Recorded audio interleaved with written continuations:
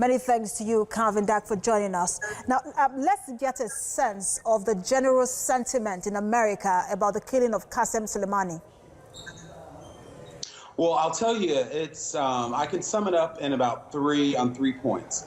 One is everyone remembers that when Donald Trump was a private citizen in 2011, he said very publicly many times that President Barack Obama would initiate a conflict with Iran so that he could get reelected. And today, people are asking some of those same questions about what Donald Trump is doing, considering this is a reelection year.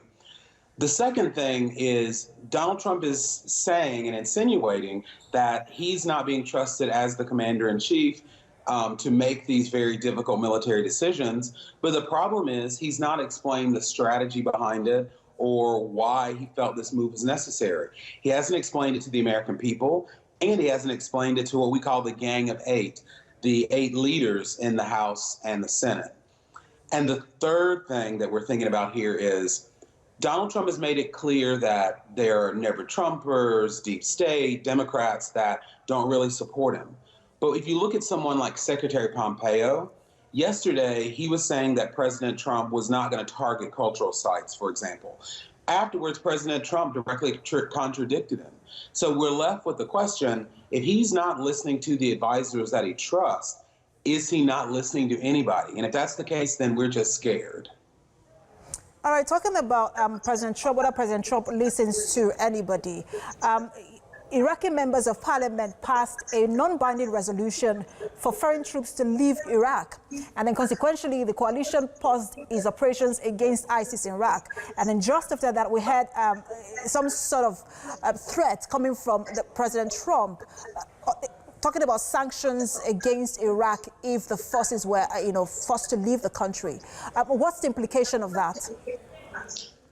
Well, I think the implication is it's kind of a catch-22 because one of the things that President Trump did campaign on was ending the endless wars. And I think as a general statement, most Americans do believe that.